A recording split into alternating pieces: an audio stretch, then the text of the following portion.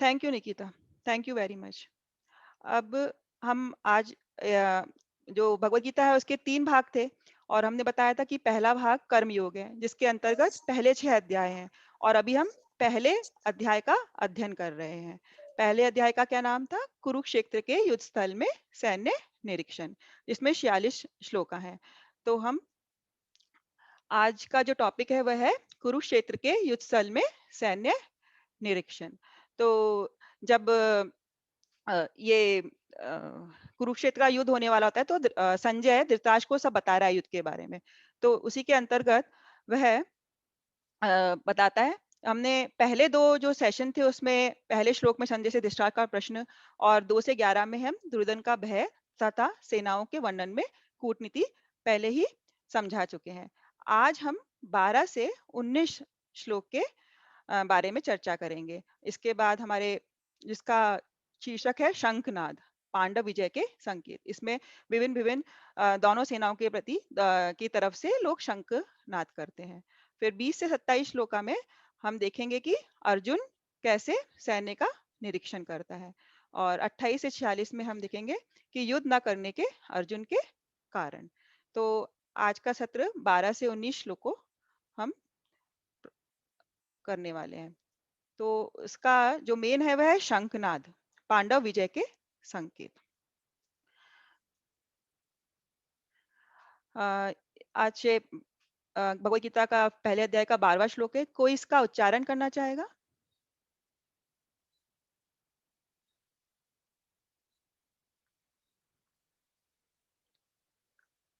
अम, बिंदु वाला लोही जी आप कोशिश करेंगी?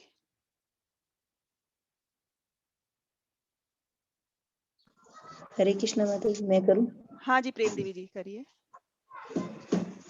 तस्य सजयन् हर्षं कुर्वत्य पितामहः सिंहनादं विद्य न उच्ये संग्रम दद्मो प्रताम्बान्। बहुत सॉरी, अच्छा माफी प्रेम देवी चाहती जी। हूँ, मेरे को बराबर नहीं आता। नहीं, बहुत अच्छे से बोला आपने, बहुत अच्छे प्रयास किया। इसका अनुवाद कोई पढ़ना चाहेगा?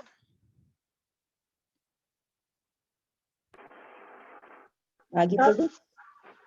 हाँ, दीदी बोलिए। तब कुरुवंश के वयोवृद्ध परम प्रतापी एवं बुद्ध पितामह ने सिंह गर्जना की ध्वनि करने वाले अपने शंख को उच्च स्वर से बजाया, जिससे दुर्योधन को हर्ष हुआ। तो जब दुर्योधन पिछले श्लोका में बड़े ही राजनीति और कूटनीति से सब द्रोणाचार्य के पास जा रहा था, अपनी सेना का, पांडव की सेना का वर्णन कर रहा था। तभी पितामह ने बिना कुछ कहे अपना शंख बजाया और वो शंख की ध्वनि कैसी थी? सिंह की गर्जना के स्वर। तो इस श्लोक से हम कुछ महत्वपूर्ण पहलू समझ सकते हैं। एक तो हमें जो ये पता चलता है कि भीष्म पितामह कितने महत्वपूर्ण किरदार हैं। भीष्म पितामह एक भगवान के शुद्ध भक्त हैं और वह 12 महाजनों में से भी आते हैं। तो भीष्म पितामह जो थे वह दुर्योधन के मनोस्थिति को पहचान गए थे और वह इस श्लोक के द्वारा ये शंख बजाने के द्वारा उसको ये समझाना चाह रहे थे कि इस युद्ध में इस युद्ध में तुम्हारी विजय की कोई आशा नहीं है क्योंकि भगवान कृष्ण दूसरी तरफ है। साथ ही साथ जो भगवान भीष्म पितामह थे वह जानते थे कि श्री कृष्ण भगवान परम पुरुषोत्तम है, वह परम सत्य है क्योंकि उन्होंने भागवतम में पहले अध्याय में 9वें चैप्टर के 18वें श्लोक में ये कहा था, एषे वही भगवान साक्षात आद्य नारायणोपुमान माया मोयन लोकन गुडश्चरति वृष्णिषु। तो उस श्लोक के द्वारा वही बता रहे थे कि जो ये कृष्ण भगवान है ये हम जैसे हैं, लग रहे हैं और विष्णु जो डायनेस्टी है उसमें हमारी तरह विचरण कर रहे हैं, लेकिन वह आदि नारायण है, वह साक्षात कृष्ण भगवान परम पुरुषोत्तम भगवान है। तो उन्हें ये पता था कि भगवान परम पुरुषोत्तम श्री कृष्ण पांडु की सेना की तरफ से हैं। साथ ही साथ वह भीष्म पितामह कृष्ण भगवान का जो पार्थसारथी रूप वह देखने के लिए बड़े ही उत्साहित थे। वह कृष्ण भगवान को पार्थसारथी के रूप में देखना चाह रहे थे। तो उन्होंने जल्दी से शंख बजाया और ये दुर्योधन को हर्ष हुआ ये सुनकर, बट मन ही मन वह यह बताना चाह रहे थे कि दुर्योधन की इस युद्ध में कोई भी विजय की कोई भी आशा नहीं है। आगे 13वें श्लोक में फिर क्या होता है कि कोई पढ़ना चाहेगा इसे? तत्संखस्य वीर्यस्य प्रणवानकगोमुखा तस्यैवाभ्यहन्त्यन्तं तत्शब्दस्तु मूलो अभवत्। थैंक यू मधु सक्सेना जी। इसका अनुवाद भी पढ़ेंगे आप? तत्पश्चात शंख नगाड़े विगुल तुरही तथा सिंह सहसा एक साथ बज उठे। वह समवेत स्वर अत्यंत कोलाहलपूर्ण था। तो भीष्म पितामह के बाद कौरवों की तरफ से सभी लोग शंख बजाने लगे एक के बाद एक, और भी विविध वाद्य जैसे नगाड़े, बिगुल, तुरही, सिंह सभी एक साथ बज उठे, और इसकी वजह से पूरा आकाश तथा पृथ्वी में बड़ा ही कोलाहलपूर्ण एक माहौल हो गया, क्योंकि सभी तरफ से वाद्यों की आवाज आ रही थी, शंख बज रहे थे। जब कौरवों की सेना ने शंख बजाया, उसके बाद अब पांडवों की सेना में शंख बजेगा। तो कोई इस श्लोक को पढ़ना चाहेगा? ततः श्वेतैर्युक्तै महति स्पन्दने स्थितौ माधवः पाण्डवाश्चैव दिव्यौ शङ्खशौ प्रदशमतुः। Thank you Madhur ji, thank you very much. कोई इसका अनुवाद पढ़ना चाहेगा? दूसरी ओर से श्वेत घोड़ों द्वारा खींचे जाने वाले विशाल रथ पर आसीन कृष्ण तथा अर्जुन ने अपने अपने दिव्य शंख बजाए। श्रीमद् भगवद गीता ठीक है, थैंक यू अदिति जी, बहुत अच्छा।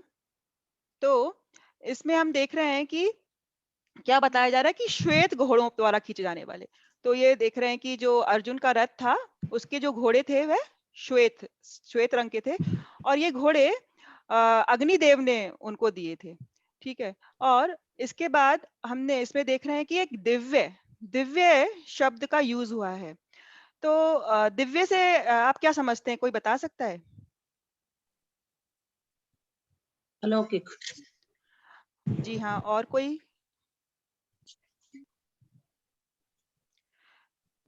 दिव्य से हम ये समझते हैं कि जो इस भौतिक जगत से परे, जो कि दिव्य है। तो जो भी भगवान के लिए हम दिव्य शब्द यूज करते हैं, और जो भी भगवान से संबंधित कोई भी हो, चाहे भक्त हो, कोई भी चीज है, उसे हम दिव्य कह सकते हैं, क्योंकि वो इस भौतिक जगत से बहुत ही अलग और परे है, वो इस भौतिक जगत में नहीं आती। तो जैसे कि अगर हम भगवान को हम घर पे खाना बनाते हैं और भोग के रूप में भगवान को अर्पण करते हैं, तो उसको प्रसाद कहते हैं। तो प्रसाद दिव्य बन जाता है, क्योंकि अब वह भगवान कृष्ण के भोग लग चुका है। तो इसी प्रकार से अगर हम भगवान कृष्ण के लिए कोई भी कार्य करते हैं, तो वह कार्य हमारा दिव्य कार्य कहलाता है। इसी प्रकार से अगर हम हमारा जीवन भी अगर हम भगवान कृष्ण के प्रति समर्पित करें, उनकी शरण में जाएं, उन्हीं के लिए हम सब कार्य करें, अपना जीवन इस प्रकार जिए कि हमें भगवान हमेशा स्मरण रहे, तो हमारा पूरा जीवन भी दिव्य कहलाएगा। तो इसीलिए यहाँ पर भगवान कृष्ण के और अर्जुन के शंख को दिव्य शंख कहा गया है।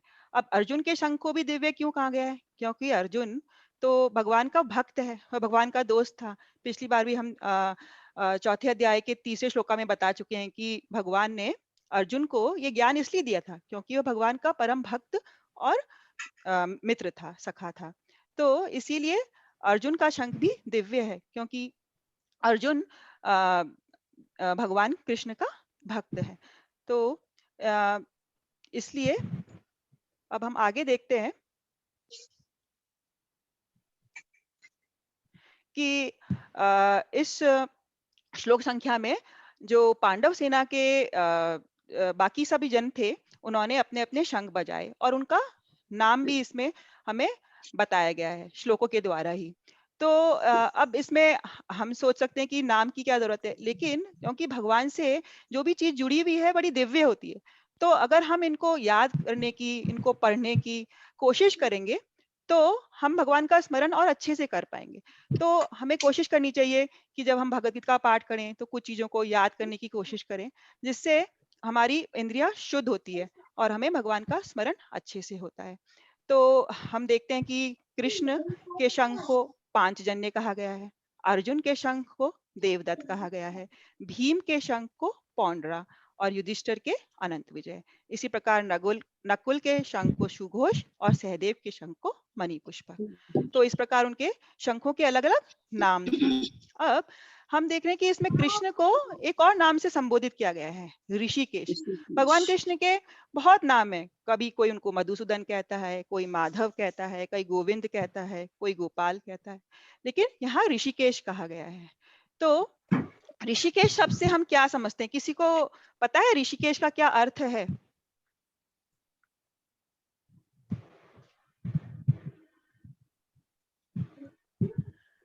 ऋषिकेश से हम ये समझते हैं कि भगवान कृष्ण हमारी सभी इंद्रियों के स्वामी हैं, सभी इंद्रियों के स्वामी हैं, इसीलिए उन्हें ऋषिकेश कहते हैं। यहाँ पर भगवान अर्जुन के दिव्य जो इंद्रियां हैं उनको उनका निर्देशन करते हैं, और भगवान ये भी कहते हैं कि मैं सभी प्राणियों की, सभी जीवों की इंद्रियों का नियंत्रण करता हूँ, लेकिन उनके समर्पण के अनुसार, जितना वह मुझे समर्पण करते हैं उसी के अनुसार मैं उनकी इंद्रियों को निर्देशन करता हूँ। क्योंकि चौथे अध्याय के 11वां श्लोका में कृष्ण कहते हैं, ये यथा माम प्रपदन्ते ताम सतेव भजामह्यम माम वर्तमानुवर्तन्ते मनुष्य पार्थ सर्वतः। तो जिस हद तक कोई मुझे समर्पण करता है, मेरी शरण को ग्रहण करता है, उसी प्रकार मैं उसको निर्देशन दे सकता हूँ। फिर दूसरा, अर्जुन को यहाँ पर धनंजय कहा गया है। किसी को धनंजय शब्द का अर्थ पता है? अर्जुन को धनंजय क्यों कहा गया है? धन को जीतने वाला। हाँ जी, धन्यवाद बिंदु जी। तो क्योंकि अर्जुन जो है वह युधिष्ठिर महाराज को जब भी कभी धन की जरूरत होती थी तो वह धन अर्जन किया करता था। वह युधिष्ठिर महाराज जब भी कोई यज्ञ करते थे तो उनको धन की आवश्यकता होती थी, तो धन अर्जन करने के लिए अर्जुन बड़े युद्ध करते था और धन को इकट्ठा करता था। एक बार कृष्ण भगवान के कहने पर वह उत्तर दिशा में जाकर वहां से कुछ सोने की प्लेट्स वगैरह भी लेके आता है। इसी प्रकार जब भी कभी उन्हें जरूरत होती थी राजसूय योग के लिए, किसी भी यज्ञ के लिए, तो वह धन का अर्जन करता था। और एक बार उन्होंने द्रोणाचार्य अपने गुरु के लिए भी द्रुपद के राज्य को जीता था और आधा राज्य उन्होंने उनके लिए हासिल किया था। तो इसी प्रकार अर्जुन को धनंजय कहा जाता है, क्योंकि वह धन का अर्जन किया करता था। और भीम को वृकोदर नाम से संबोधित किया गया है इस श्लोक में। तो वृकोदर का अर्थ किसी को मालूम है? वो अधिक खाता था। हाँ जी, प्रेम देवी जी, थैंक यू वेरी मच। तो वृकोदर इसलिए कहते थे क्योंकि भीम बहुत अधिक खाता था, और वह खाता ही अधिक नहीं था, वह बड़े अति मानवीय कार्य भी करता था। जैसे उसने हिरण्यवासु जो राक्षस था उसका वध किया था, इसीलिए भीम को हम वृकोदर भी कहते हैं। तो ये सब जानना भी हमारे लिए जरूरी है। हम आगे बढ़ते हैं। अब हमने देखा कि कृष्ण के शंख को पांचजन्य कहा हमने। तो अब पहले हम इसके अंतर्गत दो आपको कथाएं सुनाते हैं। एक तो कि शंख को शंख क्यों कहा जाता है। तो इसमें एक कथा आती है कि एक बार क्या हुआ, एक शंकासुर नाम का दैत्य था।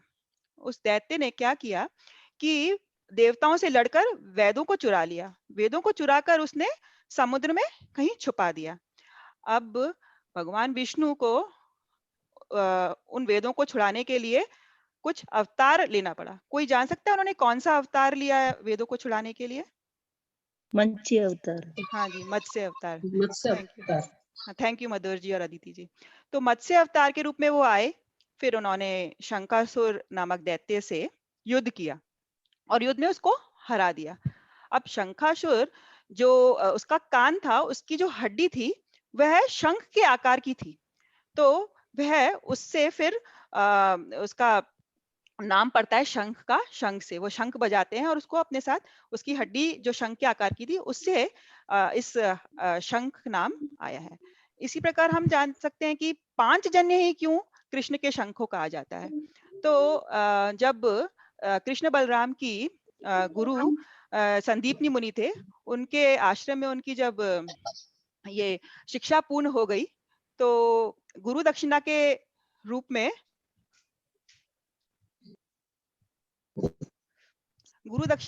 में उन्होंने भगवान कृष्ण से कहा कि मैं चाहता हूं कि मेरा जो पुत्र समुद्र में डूब गया था, तुम उसको वापस लौटा लाओ। तो अब संदीपनी मुनि ये तो जानते थे कि ये भगवान साक्षात हैं और वह उनकी ख्याति को बढ़ाना चाहते थे। इसीलिए उन्होंने उनको ये कार्य दिया ताकि भगवान की ख्याति और ज्यादा बढ़े। तो श्री कृष्ण और बलराम प्रभास क्षेत्र आते हैं जहाँ पे उनका जो बेटा था संदीपनी मुनि का, वो डूब गया था। तो वहाँ जो वरुण देवता है उनको पुकारते हैं और पूछते हैं कि मुझे संदीपनी मुनि का बेटा वापस चाहिए।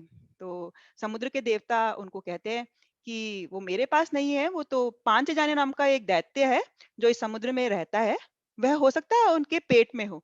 तो श्री कृष्ण भगवान ये सुनकर समुद्र में डुबकी लगाते हैं, पांचजन्य को पकड़ लेते हैं और उसके साथ युद्ध करते हैं और उसको मार देते हैं।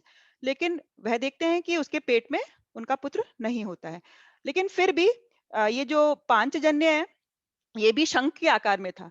तो अब जब कृष्ण भगवान आते हैं तो वह इस पांचजन्य शंख को बजाते हैं और तभी से उनके शंख को हम पांचजन्य कहते हैं। और इसके बाद यही कथा है कि फिर कृष्ण भगवान बलराम जी के साथ साम्यमणि जो यमराज जी का घर है वहां जाते हैं और वहां से फिर संदीपनी मुनि के पुत्र को वापस लौटा लाते हैं। तो इससे हम समझ सकते हैं कि कृष्ण भगवान के शंख को पांचजन्य क्यों कहा जाता है। अब भगवत गीता के 17 और 18 श्लोक में सभी लोग अपना शंख बजाते हैं। कोई पढ़ना चाहेगा इसका अनुवाद?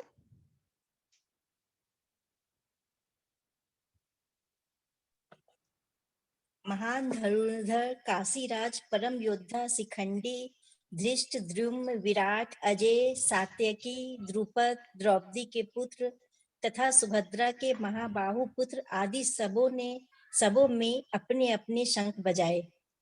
ठीक है, थैंक यू रश्मि जी।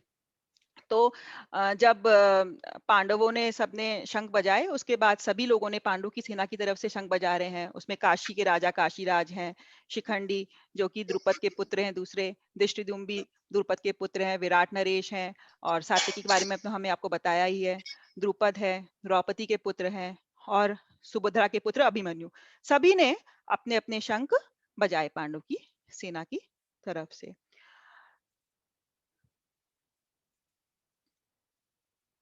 अब 19वें श्लोका में क्या हुआ हम देखते हैं। कोई इसका उच्चारण करना चाहेगा? सघोषो धात्रष्ट्राणां हृदयामि वेदार्यपत नमश्च पृथ्व्यौ च एव तुमुलोभ्य अनुदान्यम्। अभ्युनु नादयन। कोई अनुवाद पढ़ना चाहेगा? Thank you Madhur ji, thank you very much. अनुवाद कोई पढ़ना चाहेगा? हाँ जी, प्रेम देवी जी, बोलिए। इन विभिन्न शंखों की ध्वनि कोलाहल पूर्ण बन गई, जो आकाश तथा पृथ्वी को शब्दीयमान करती हुई धृतराष्ट्र के पुत्रों के हृदयों को विदीर्ण करने लगी। तो सभी तरफ से शंख बज रहे थे और पूरी आकाश पृथ्वी सब जगह कोलाहल बज गया था। अब जब पांडवों की तरफ से शंख बज रहे थे तो इस श्लोक में कहा जा रहा है कि धृतराष्ट्र के पुत्रों के हृदय को विदीर्ण करने लगी, उनको बड़ा डर लगने लगा। जब दुर्योधन ने और उनकी सेना के अन्य लोगों ने जब इन शंखों की ध्वनि सुनी तो वह बड़ी ही उनके हृदय को परेशान करने लगी। हमने देखा था कि जब दुर्योधन की तरफ से सब लोग शंख बजा रहे थे तो पांडवों की सेना को कोई भय नहीं था, उनके हृदय को कुछ भी नहीं हुआ था। और ऐसा क्यों हुआ? कोई बता सकता है? ऐसा हम इससे क्या समझ सकते हैं? क्योंकि धर्म के साथ भगवान कृष्ण थे ना। हाँ जी, हाँ प्रेम देवी, थैंक यू। तो क्योंकि पांडवों के साथ कृष्ण भगवान थे और हम देखते हैं कि जहाँ कृष्ण भगवान है, चाहे हमारे साथ अगर कृष्ण भगवान है, कोई भी विपत्ति आए, कोई मुश्किल आए, तो वह हमें विचलित नहीं करती है, हमें परेशान नहीं करती है और हम उससे निकल सकते हैं। तो जब भगवान साथ में है तो हमें डरने का कोई कारण नहीं रह जाता।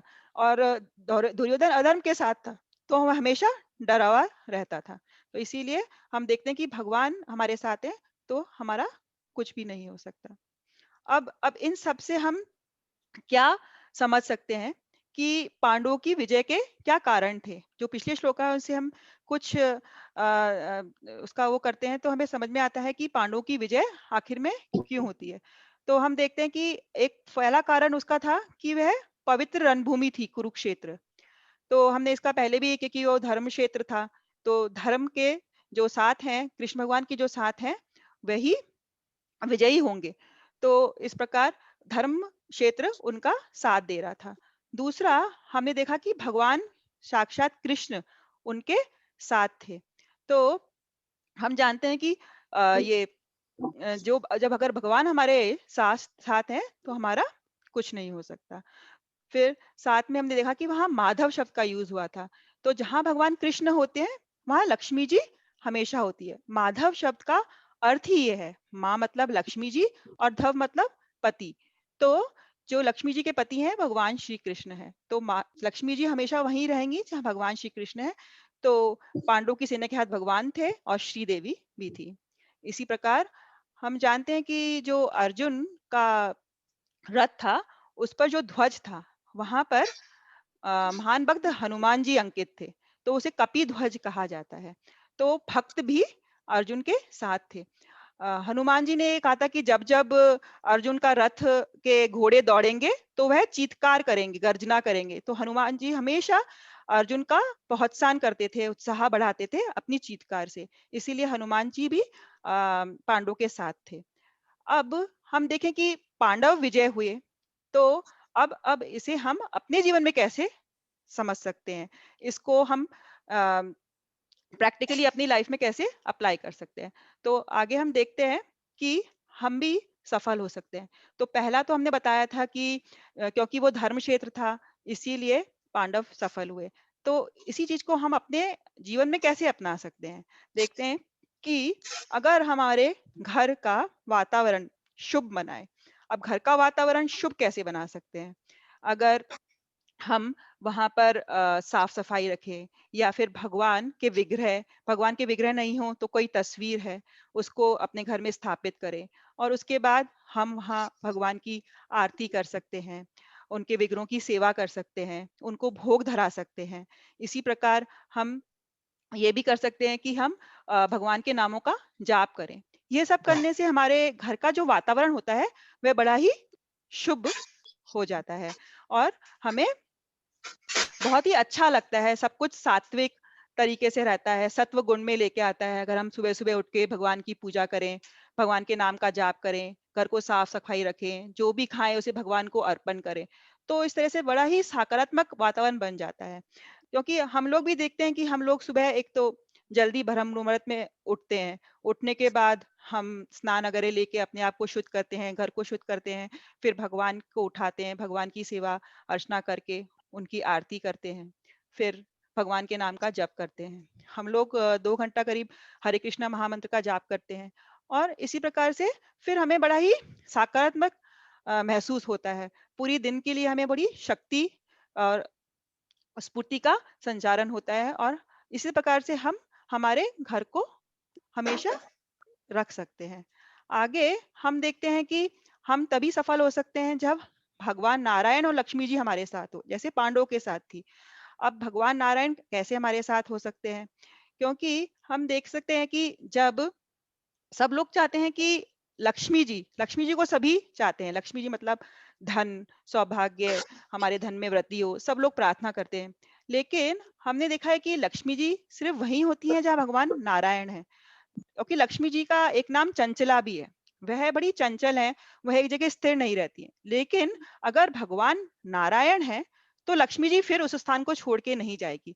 तो अगर हम भगवान नारायण की पूजा करेंगे और भगवान के नामों का जाप करेंगे, तो श्री लक्ष्मी जी भी हमेशा हमारे साथ रहेगी। हमें चाहिए कि हम कभी भी दुर्योधन और रावण जैसी मानसिकता नहीं रखें। दुर्योधन की क्या मानसिकता थी? वह भगवान कृष्ण को नहीं चाहता था। जब भगवान कृष्ण ने उसको अपने आप में और नारायण सेवा में चूज करने को बोला, तो उसने नारायणी सेना को चूज किया, भगवान कृष्ण को नहीं। तो इसीलिए उसकी हार हुई। इसी प्रकार रावण रावण भी सीता मैया को भोग करना चाहता था नारायण के बिना। तो उसका अंत भी बड़ा बुरा हुआ। तो हमें कभी भी दुर्योधन और रावण जैसी मानसिकता नहीं रखनी चाहिए। भगवान कृष्ण को हमेशा स्मरण करना चाहिए, लक्ष्मी जी का, उससे हमें साथ मिलेगा।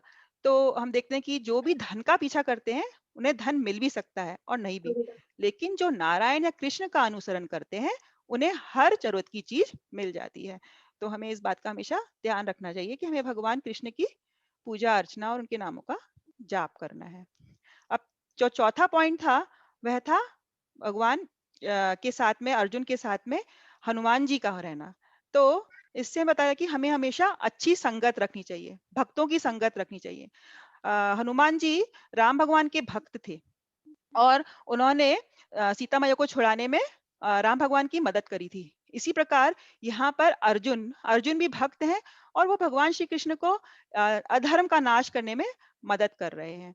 तो इसी प्रकार अगर हम भक्तों की संगत रखेंगे तो हमें बड़ी सकारात्मक चेतना रहेगी। तो हमें निस्वार्थ शुद्ध हृदय वाले भक्तों की संगति रखनी चाहिए हमेशा, क्योंकि हम देखते हैं कि आपके दोस्तों की गुणवत्ता बता सकती है कि आप किस तरह के व्यक्ति हैं। जब हम कभी देखते हैं कि किसी भी व्यक्ति के बहुत अच्छे भक्त लोग दोस्त हैं, तो वह उसी प्रकार का कार्य करते हैं। किसी के अगर हम देखते हैं कि संगत बड़ी बुरी है, तो फिर वह नशा, जुआ इत्यादि में अपना समय गवा देते हैं। लेकिन अगर हम भक्त लोगों के साथ में, अब हम उनका कैसे संग पा सकते हैं? हम उनके साथ शास्त्रों का अध्ययन कर सकते हैं, उनके साथ मिलकर आरती वगैरह कर सकते हैं, उनके साथ हम जाप कर सकते हैं। मंदिर अगर हम जाएँगे तो हमें अच्छी संगत मिलेगी, भक्तों को देखेंगे तो उनके आचरण से हमें भी सीखने को मिलेगा। तो हमेशा हमें भक्तों की संगत की इच्छा रखनी चाहिए और उसका प्रयास भी करते रहना चाहिए। अब इसी हमने इतना समझाया, तो हम आज थोड़ा-सा भगवान के नामों के महत्व के बारे में आपको आगे बताना चाहेंगे। आज का जो पहले अध्याय का सत्र था वह भी हमारा खत्म हो चुका है। तो ये एक श्लोका है जो कि कोई पढ़ना चाहेगा इसको? कृते यध्याय तो विष्णुं त्रेतायां त्यजतो मखै द्वापरै परिचर्यायां कलौ तद्वरी कीर्तनात्। थैंक यू मधुर जी। अनुवाद कोई और पढ़ना चाहेगा? जो फल सत्य गुण में विष्णु का ध्यान करने से, असत्य गुण में यज्ञ करने से तथा द्वापर युग में भगवान के चरण कमलों की सेवा करने से प्राप्त होता है, वही कलयुग में केवल हरि हरे कृष्ण महामंत्र का कीर्तन करके प्राप्त किया जा सकता है। तो इस श्लोक में क्या कहा जा रहा है कि सतयुग में ध्यान एक माध्यम था भगवान को प्राप्त करने का। वहां पे ध्यान करते थे सब लोग, और त्रेता युग में यज्ञ इत्यादि करते थे भगवान की प्राप्ति के लिए, और द्वापर युग में अर्चा विग्रह की पूजा की विधि से भगवान को प्राप्ति थी। लेकिन इस कलयुग में ये बताया गया है कि केवल एक हरि नाम है, एक हरे कृष्णा महामंत्र का जाप ही हमें भगवान तक पहुंचा सकता है। ये विधि बड़ी ही सरल है कलयुग के लोगों के लिए, लेकिन ये बहुत ही पावरफुल भी है। इसमें बहुत वो है कि ये हमें भगवान को पहुंचा सकती है, भगवान के पास पहुंचा सकती है। तो आगे हम देखते हैं कि ये कली संतरण उपनिषद में एक हरे कृष्णा महामंत्र पर एक श्लोक आता है। हरे कृष्ण कृष्ण कृष्ण हरे हरे, हरे राम राम राम हरे हरे, इति षोडशकम नाम नाम कली कल्मष नाशनम, नाथ परतरुपाय सर्ववेदेषु दृश्यते। कोई इसका अनुवाद पढ़ना चाहेगा? ये 16 नाम 32 शब्दांश कलयुग के बुरे प्रभावों का प्रतिकार करने का एकमात्र साधन है। सभी वेदों की खोज के बाद ये निष्कर्ष निकाला गया है कि अज्ञान के सागर को पार करने के लिए पवित्र नाम के जप का कोई विकल्प नहीं है। तो ये 16, थैंक यू बिंदु जी। ये 16 नाम का जो हरे कृष्णा महामंत्र है, इसके बारे में क्या कहा गया है कि कलयुग के बुरे प्रभाव को प्रतिकार करने के लिए यही एकमात्र साधन है। और सभी वेदों की खोज से यह निष्कर्ष निकाला गया है कि इस अज्ञान के सागर को, इस भौतिक जगत से पार पाने के लिए पवित्र नाम के जप के अलावा कोई और साधन है ही नहीं। तो इतनी ज्यादा इस पवित्र नाम के जप की महिमा है। हम आपसे विनती करेंगे कि आप लोग भी हरे कृष्णा मंत्र का जाप करना चालू करें। पहले एक माला से कर सकते हैं। एक माला में 108 बार इस मंत्र को बोलना चाहता है। बोलना जाता है। तो आप इसका मंत्र जाप करेंगे तो आपको बड़ा ही अच्छा लगेगा और आपका घर का वातावरण भी शुद्ध होगा और आपके मन को भी बड़ी शांति मिलेगी और आप भगवान के करीब जाएँगे। तो आप लोगों से विनती है कि आप इसके जाप को अभी प्रारंभ कर सकते हैं। इसी नाम के ऊपर यह श्लोक पद्म पुराण में आता है। कोई पढ़ना चाहेगा इसको? नामो सीतामढ़ी कृष्णाय चैतन्य रस विग्रह पूर्णसिद्धो नित्यमुक्तो अभिन्न तवम नाम नामिनो। अभिन्न त्वम नाम नामिनो। कोई इसका अनुवाद पढ़ना चाहेगा? थैंक यू अदिति जी। हाँ हरि माता जी। नाम उस चिंतामणि के समान है जो समस्त कामनाओं को पूर्ण कर सकता है। हरि नाम स्वयं रस स्वरूप कृष्ण ही है तथा चिन्मयत्व दिव्यता के आगार हैं। हरि नाम पूर्ण है, शुद्ध है, नित्य मुक्त है, नामी हरि कथा हरि नाम में कोई अंतर नहीं है। जो कृष्ण है वही कृष्ण नाम है, जो कृष्ण नाम है वही कृष्ण है। हाँ, तो ये बहुत ही महत्वपूर्ण श्लोक है जिसमें हरि नाम को चिंतामणि के समान बताया गया है। चिंतामणि क्या होता है? जो हमारी सभी इच्छाओं को पूर्ण कर सकता है। तो हरि नाम ऐसा है चिंतामणि के समान। यह स्वयं रस से भरा हुआ है, रस स्वरूप है और कृष्ण के नाम के बराबर है। और ये हम बता रहे हैं कि पूर्ण शुद्ध हो, पूर्णतः शुद्ध है, पूर्ण है अपने आप में, नित्य मुक्त है। और इसमें बताया गया कि अभिन्न त्वम नाम नामिनो, कृष्ण भगवान के नाम में और कृष्ण भगवान में कोई अंतर नहीं है। जब कभी हम देखते हैं कि हमारा नाम कोई पुकारता है तो हमारा नाम और हम में बहुत अंतर है, लेकिन कृष्ण दिव्य हैं, उनके नाम में और उनमें कोई भी अंतर नहीं है। और इसी जो चिंतामणि जो हरिनाम को कहा गया है, इसके ऊपर एक कथा भी है पुराने। एक बार क्या कि ये सनातन गोस्वामी थे जो वृंदावन में वास करते थे और वो चैतन्य महाप्रभु के शिष्यों में से एक थे। तो एक ब्राह्मण हुआ करता था। वह ब्राह्मण शिव जी का बड़ा भक्त था। वो बड़ा ही गरीब और दरिद्र था। तो शिव जी को उन्होंने प्रश्न किया और शिव जी ने उसको कोई वरदान मांगने को कहा। तो ब्राह्मण ने कहा कि मुझे धनी होना है। तो शिव जी ने कहा अच्छा, तो तुम्हें उसके लिए वृंदावन जाना पड़ेगा। वहाँ द्वादिश आदित्य जो पहाड़ी है उस पर सनातन गोस्वामी रहते हैं, तुम्हारी इच्छा वहां जाने से पूर्ण हो जाएगी। तो वह वृंदावन निकल जाता है। वहां वह सनातन गोस्वामी के पास जाता है और सनातन गोस्वामी को कहता है कि शिव जी ने मुझे आपके पास भेजा है कि आपके पास ऐसा एक चिंतामणि है जिससे मेरी सभी गरीबी दूर हो जाएगी। तो सनातन गोस्वामी उसे कहते हैं कि हाँ मैं तुम्हें दे सकता हूँ। तो बोलते हैं कि कहाँ है? तो बोलते हैं कि वो कचरे के ढेर देख रहे हो, उसमें जाकर ढूंढ सकते हो, वहां तुम्हें मिल जाएगा। तो वह ब्राह्मण जाता है कचरे के ढेर में और उसको वहां एक चिंतामणि मिलती है। तो सनातन गोस्वामी से कहते हैं कि इस चिंतामणि को तुम जब कभी किसी लोहे को भी स्पर्श करोगे तो ये सोना बन जाएगा। तो वह बड़ा खुश होता है कि अब तो मैं धनी बन जाऊंगा। वह जाता है और सब चीजों को स्पर्श करता है, सब लोहे की चीज सोना बनती जाती है और वो अमीर बन जाता है।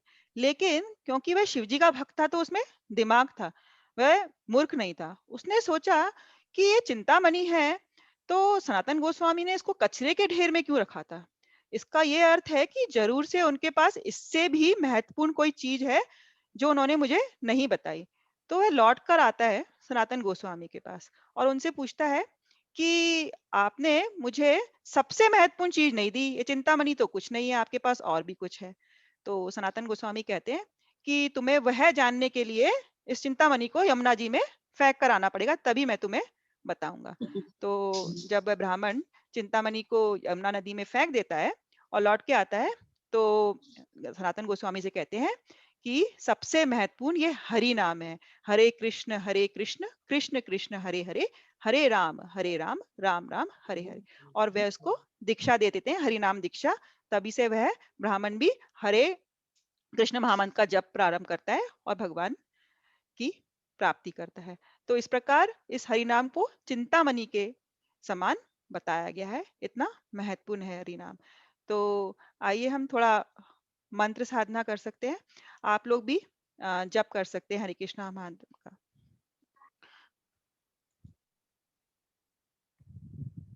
श्री कृष्ण चैतन्य प्रभु नित्यानंद श्री अद्वैत गदाधर शिवासादि गौर भक्त वृंदा। हरे कृष्ण कृष्ण कृष्ण हरे हरे, हरे राम राम राम हरे हरे। हरे कृष्ण कृष्ण कृष्ण हरे हरे, हरे राम राम राम हरे हरे। हरे कृष्ण कृष्ण कृष्ण हरे हरे, हरे राम राम राम हरे हरे। हरे कृष्ण कृष्ण कृष्ण हरे हरे, हरे राम राम राम हरे हरे। हरे कृष्ण कृष्ण कृष्ण हरे हरे, हरे राम राम राम हरे हरे। हरे कृष्ण कृष्ण कृष्ण हरे हरे, हरे राम राम राम